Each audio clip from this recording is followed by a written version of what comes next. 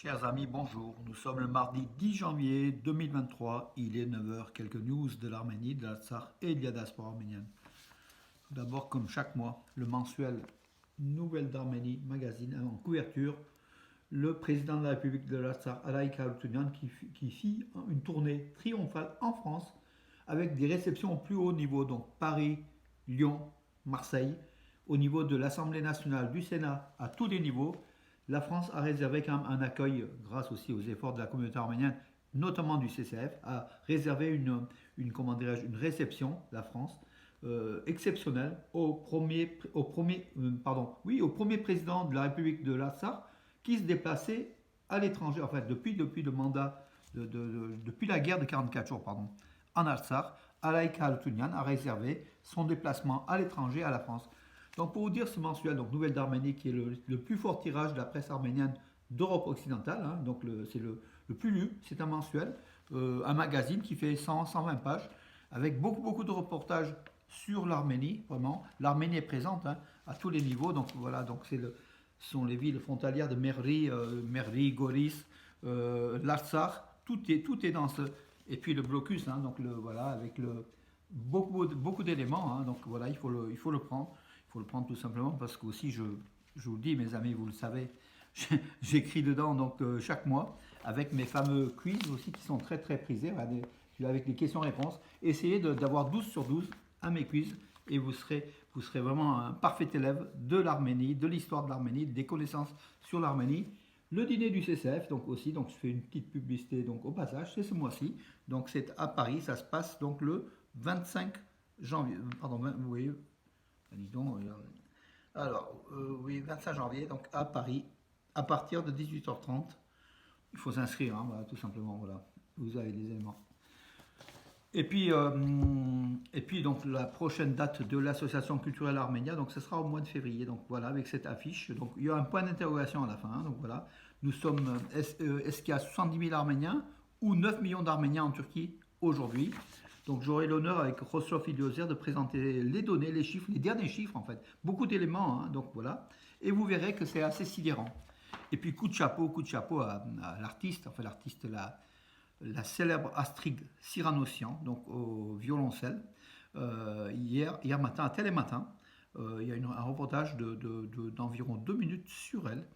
Et bien sûr, sous son origine arménienne, elle a d'ailleurs, sur quelques secondes, on a vu sur un répertoire du folklore arménien, Astrid Siranossian, qui dégage son arménité à fond, grâce aussi à ses parents, hein, Marie et Alexandre Siranossian, mes amis, qui ont donné aux enfants une culture arménienne, enfin voilà, donc ils sont baignés dans la culture arménienne grâce aux parents, voilà, tout simplement. Et ce sont deux jeunes filles, Astrid et sa sœur, qui à chaque fois sur les scènes internationales évoquent l'Arménie. En tout cas, aujourd'hui, elle fait une carrière internationale, Astrid Siranossian, voilà, qu'on salue, qu'on a vu dimanche à l'église arménienne de Roman, hein, donc avec justement Alexandre Siranossian et Marie. Écoutez, ça nous fait honneur d'avoir justement des artistes de ce niveau-là, au niveau international, qui font connaître davantage l'Arménie, l'Artsakh et la culture arménienne. Bravo à Strik, bravo aussi surtout à Alexandre et Marie, donc les parents qui ont insufflé cette arménité, que chacun de nous, donc chez nous, on puisse aussi insuffler cette arménité au niveau des enfants, avec cette double culture qu'on porte très bien pour l'enrichissement de la France, pour l'enrichissement de l'Arménie. Et bravo, voilà. Donc je ferme la parenthèse. La vidéo, vous pouvez la voir sur ma page Facebook, hein, puis sur Nouvelles d'Arménie, Arménews, hein, le site. Voilà, la vidéo de Télématin, avec l'interprétation d'Astrid Siranossian, qui est extraordinaire aussi. Voilà, venons-en au fait, mes amis. Donc, toujours, cela fait pratiquement 30 jours que l'Artsakh est isolé du monde, une nouvelle fois. Le blocus tient toujours, malgré la neige. Donc, du fait de la neige, les manifestants, pseudo-manifestants écologistes sont repartis à Chouchi ou à Bakou, où ils étaient venus sur commande. Ils ont été remplacés par des soldats azéris. Voilà, donc la motivation réelle de Bakou de fermer cette route et qui n'avait rien du tout à voir avec un mouvement écologique. Hein. Donc c'était tout ça, c'était programmé pour bloquer, pour affamer, pour faire en sorte que les 120 000 Arméniens de l'Artsakh quittent leur pays, leur terre d'origine, pour azériser cette terre arménienne, 40% à peu près de la dernière terre qui reste après la guerre de 2020, donc de septembre, octobre, novembre 2020, qui fait des ravages, hein, qui a fait des ravages et qui continue à faire des ravages. L'Artsakh est toujours isolé du monde. Antonio Guterres, le secrétaire général des Nations Unies, a une nouvelle fois appelé Bakou à assurer la libre circulation. Bakou et sans doute la Russie aussi, hein, Moscou. La libre circulation sur cette voie. Tout le monde fait des appels. Les États-Unis, pareil, hein, par l'ambassade américaine hier à Yerevan également. Donc beaucoup de réactions, beaucoup d'appels, mais peu d'effets, peu d'effets. Et puis le représentant des droits humains en Artsakh a affirmé que l'Azerbaïdjan n'obéit pas aux communiqués, n'obéit pas aux demandes, n'obéit qu'à la force parce que c'est une dictature. Voilà, c'est aussi, il faut le savoir. Hein. Il faut que la France, il faut que l'Europe, il faut que l'ONU, il faut que le monde puisse intégrer cet élément-là. Il faut faire en sorte que l'Azerbaïdjan quitte ce territoire qui ne lui appartient pas, la route de la Chine, et sous mandat de sécurisation russe. Voilà. Et c'est un lien entre l'Arménie et l'Artsakh. Voilà où on en est. Donc tous les efforts sont aujourd'hui donc le pape, lors d'une rencontre, le Vatican, hier, lors d'une rencontre avec des diplomates, vous savez que le Vatican est une des plus grandes diplomaties du monde, hein, c'est énorme, le nombre d'ambassadeurs, voilà. Euh, avec comment dirais-je, le pape n'a pas prononcé aucun mot pour les Arméniens à l'occasion de Noël et du jour de l'an, alors que l'Arménie est agressée par l'Azerbaïdjan et qu'il y a 120 000 Arméniens chrétiens bloqués entourés dans cette citadelle de l'Artsakh par des forces azéries. Le pape n'avait rien dit. Là, hier, devant les diplomates, il a dit qu'au Sud-Caucase, sans citer l'Arménie, des prisonniers de guerre doivent être libérés. Voilà, donc bien sûr, c'est l'Arménie, c'est les prisonniers de guerre détenus par l'Azerbaïdjan. Mais le pape n'a pas cité ni l'Azerbaïdjan ni l'Arménie. La diplomatie vaticane veut être naviguée entre les deux, en fait. Tout simplement parce qu'Aliyev finance des œuvres au Vatican rien que pour acheter ce lieu de chrétienté, pour acheter donc le Vatican, qui n'arrive pas vraiment à condamner l'Azerbaïdjan. D'ailleurs, Sylvain Besson, donc l'intellectuel français, avait demandé au pape de dire ouvertement qui était l'agresseur, qui était l'agressé. Le Vatican n'a pas réagi. Voilà, donc ça montre aussi la complicité puis du Vatican avec l'Azerbaïdjan. Voilà, qui veut effectivement que les soldats soient libérés, mais qui ne fait rien pour pour demander à l'Azerbaïdjan, pour nommer l'Azerbaïdjan comme agresseur et que Bakou doit libérer ses prisonniers de guerre. Voilà la difficulté du monde chrétien, mes amis. Et puis les Arméniens, premier peuple chrétien, voilà mon opinion que j'avais réalisée sur Armé News. Il ne faut pas s'attendre à une aide du monde chrétien. Or, le monde musulman est quand même solidaire, parce que tout simplement, ils sont plus dans l'activité, dans l'action, que les chrétiens qui ont disparu. La chrétienté a disparu de la politique depuis déjà belle lurette. Et tous les Arméniens qui essayent d'attendre quelque chose du monde chrétien, ils perdent leur temps. Voilà, mes amis, il faut agir, il faut être en réel politique, du moins. Si vous avez des armes, vous défendez, vous n'en avez pas, vous êtes soumis, tout simplement. C'est ça la force, le droit de la force, tout simplement, et pas la force du droit, mes amis. On le voit, parce que le droit international n'est pas respecté aux frontières de l'Arménie, non plus en Artsakh. Or, aujourd'hui, ils agissent en toute impunité. Personne ne menace l'Azerbaïdjan. Pardon, mes amis.